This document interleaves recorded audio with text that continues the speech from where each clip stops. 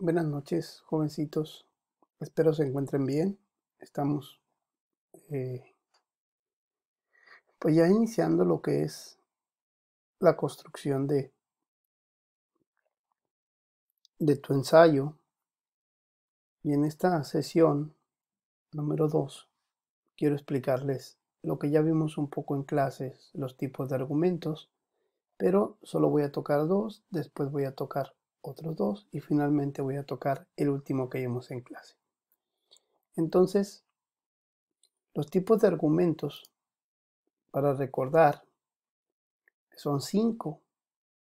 Los argumentos mediante ejemplos, los, los argumentos, perdón, se me movió, los argumentos eh, mediante analogía, los argumentos mediante autoridad, los argumentos acerca de la causa-efecto y los argumentos deductivos.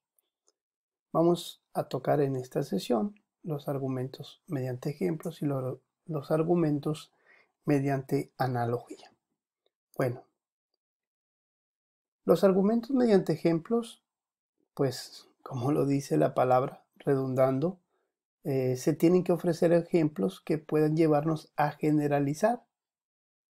Entonces nosotros tenemos un tema, vamos a buscar ejemplos que nos ayuden a generalizar la tesis que queremos nosotros defender sobre la temática que estábamos abordando. Entonces, estos ejemplos, vamos a ver. Vamos a poner un ejemplo sobre él que ya habíamos visto en clase, de las mujeres que se casaban jóvenes. Esta es la tesis central, las mujeres que se casaban jóvenes. Entonces, el discurso tiene que ir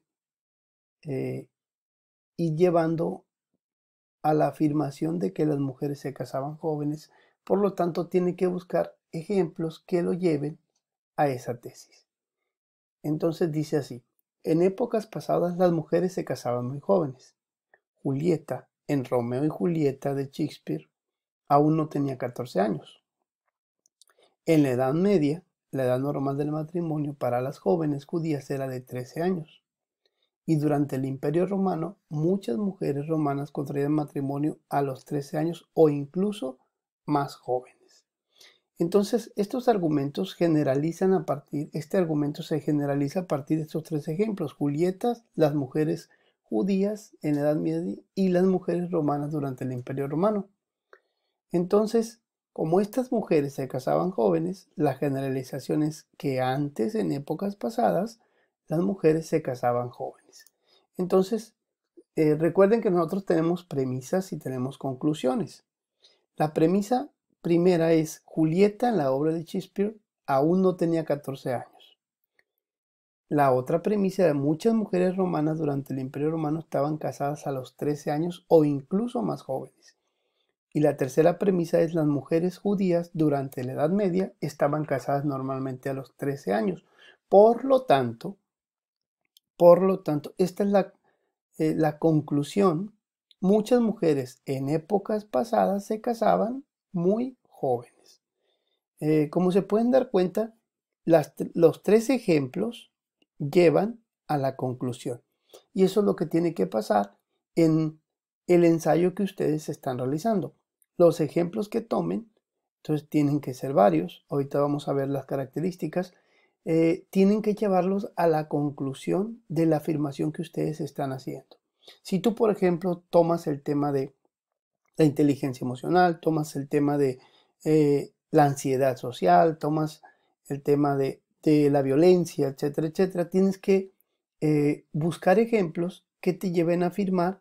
Si tú, por ejemplo, defiendes la no violencia en la familia, la no violencia en cualquier aspecto de la vida, entonces tú tienes que buscar tres ejemplos que digan: cuando una persona se educa sin violencia, pasa esto. Cuando una persona se educa con violencia, pasa esto. Cuando una persona se educa sin violencia, pasa esto. Por lo tanto, la violencia hace esto.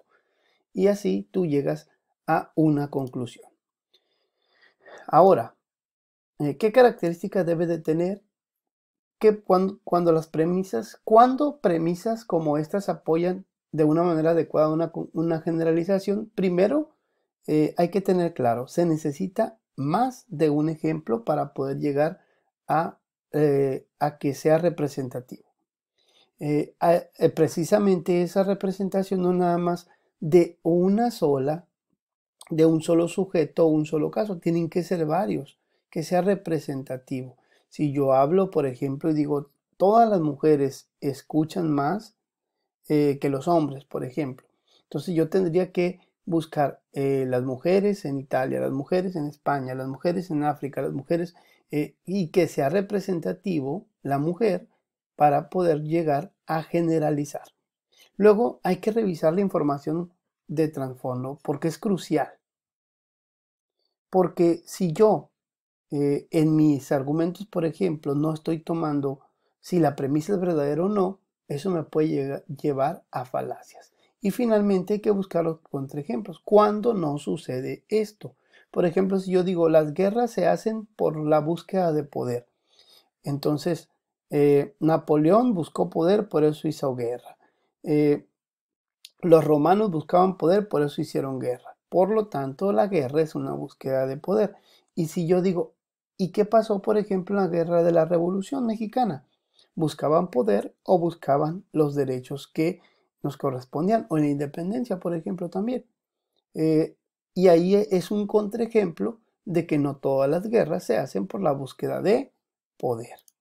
Y finalmente, les dejo un ejercicio. Ustedes pueden pausar el video o si quieren hacerlo más adelante y ponerle pausa y ponen su tema y ponen el ejemplo que quieren poner.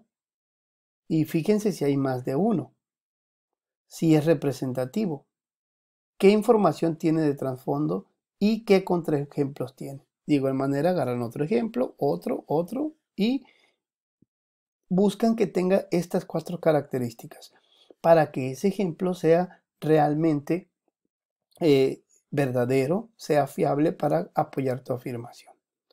Muy bien. Eso es en cuanto a los argumentos mediante ejemplos. Ahora, los argumentos mediante analogía. Estos argumentos, por analogía, en vez de multiplicar los ejemplos para apoyar una generalización, discurren de un caso o ejemplo específico a otro ejemplo, argumentando que debido a que los dos ejemplos son semejantes en muchos aspectos, son también semejantes en otro aspecto más específico. Estos argumentos de analogía hay que buscarlos de una manera que realmente lleguen a ser representativos, que lleguen a ser relevantes, que lleguen a ser estos ejemplos realmente similares a lo que yo quiero afirmar.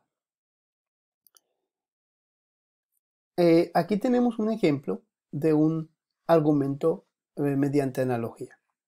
La gente lleva su coche a arreglar y a revisar cada pocos meses sin rechistar, es decir, sin hacer panchos, sin hacer enojos. ¿Y por qué no prodigan los mismos cuidados a su propio cuerpo? Entonces, tenemos dos premisas, la afirmación, que la gente lleva su coche a revisión y no hace ningún problema. Luego tenemos la afirmación que hace que sean similares los cuerpos de las personas a los coches. Entonces, si yo llevo los coches, de igual manera, yo tengo que llevar el cuerpo a que lo revisen, como si también el doctor se asemejara a un mecánico, el coche al cuerpo. Entonces la conclusión es, por lo tanto, la gente también debería acudir a un chequeo y una revisión de forma regular. Si llevo los coches, ¿por qué no mi cuerpo lo reviso? Si un coche necesita afinación, mi cuerpo necesita revisión. Entonces, esa es una analogía.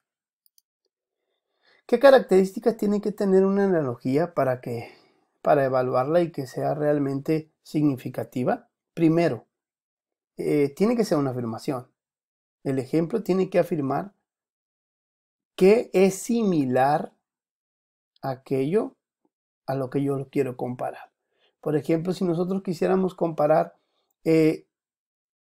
este coronavirus que está pasando, si lo queremos comparar, por ejemplo, a una tormenta, a un huracán, que estamos ahorita ya en la fase 3. Antes estábamos en fase 1, fase 2, ahorita estamos en la fase 3, más de 1000 casos, tenemos más peligros. Entonces, por ejemplo, mi afirmación va a decir, esta enfermedad del virus, del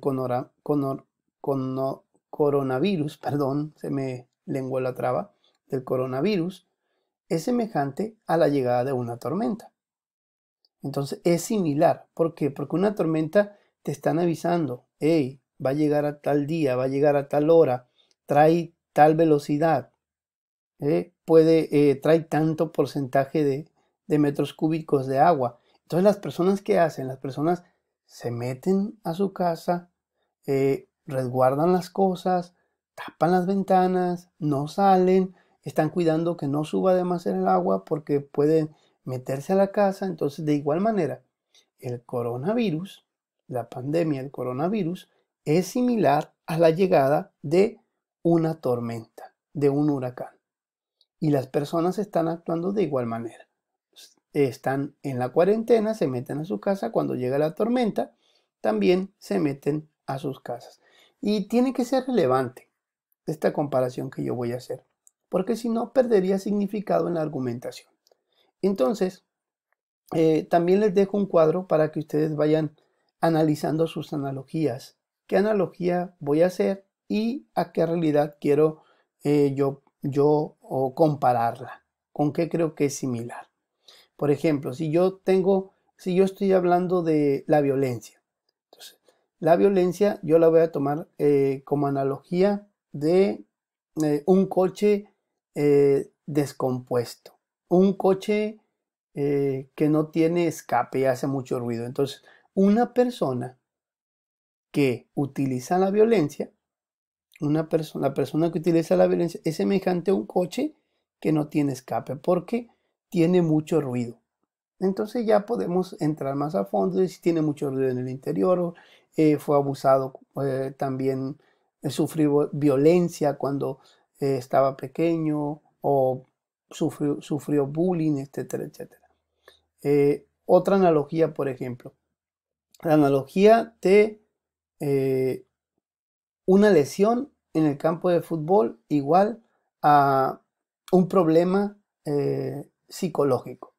Por ejemplo, una persona que se lesiona en el fútbol no puede jugar fútbol, tiene que entrar a rehabilitación y luego que se recupera, empezar a trotar, luego empezar a correr, luego empezar a agarrar resistencia para finalmente jugar. De igual manera, un problema psicológico, la persona necesita ir a terapia, necesita seguir su tratamiento, necesita llevar los procesos. Bueno, entonces hasta aquí los dos argumentos que tenía preparados. Más adelante subo el siguiente video de los otros argumentos para que los vayan tomando en cuenta. Bueno, entonces, que serían los argumentos de autoridad, pero esto no los vamos a ver. Hasta aquí el video. Estén pendientes de las actividades que estamos realizando en la plataforma. Que tengan bonito día.